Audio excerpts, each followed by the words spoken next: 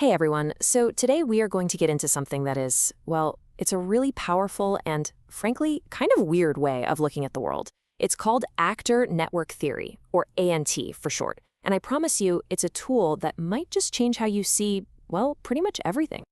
So, to get our heads into this, let's start with a weird question.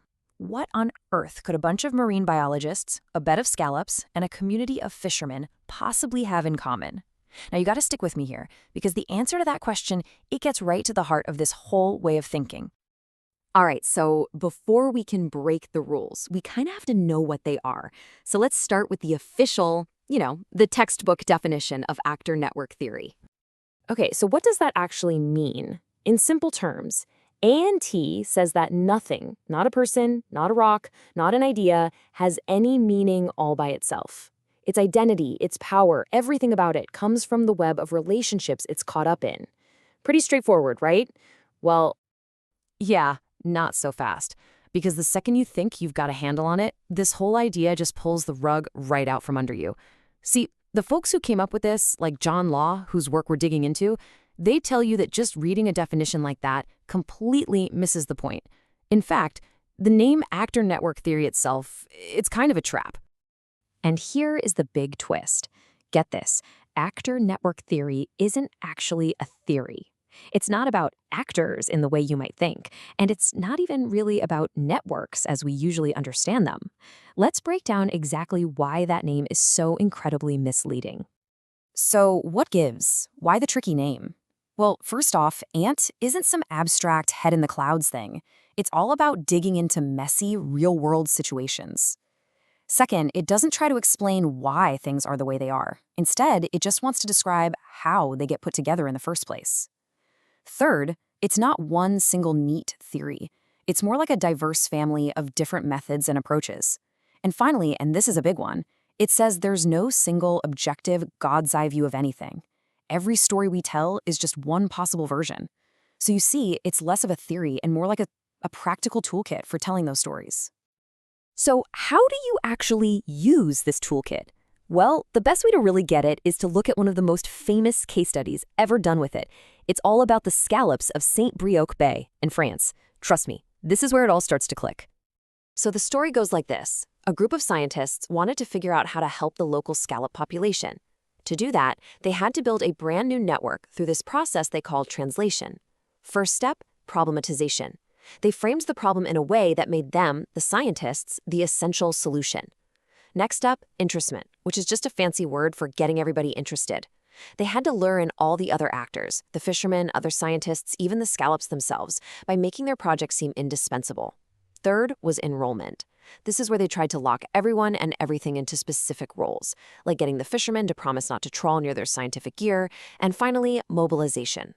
The scientists became the official spokespeople for this whole new setup, representing the interests of both the humans and the non-human scallops. They had literally built a new reality. But, and this is the whole point, these networks are incredibly fragile. One night, the fishermen just changed their minds. They broke the deal, trawled through the experimental area, destroyed the equipment, and just like that, poof, the entire network, that whole reality the scientists had worked so hard to build, it just completely unraveled. It goes to show you that reality isn't some stable, solid thing. It's something that has to be constantly maintained, and it can fall apart in an instant. Now, this idea of building a network was really central to the early days of ANT. But the thinking didn't stop there. It evolved. The whole metaphor shifted from something kind of static, like building a house, to something way more dynamic, more continuous, the idea of enacting or performing realities. To get a feel for this, let's look at a strawberry auction in France. An economist set up this market where the buyers and sellers were in separate rooms. They could only interact through this big electronic display. The rules of the auction, the building's layout, the technology, the people, the strawberries themselves, every single piece was working together to perform the economic theory of a perfect market. The theory wasn't just describing the market, all the actors were actively bringing that theory to life, second by second. Now, this shift in thinking is subtle, but it's absolutely crucial. Think about it like this. The old idea of social construction kind of implies there's a puppeteer, society or some powerful group, pulling the strings from behind the curtain.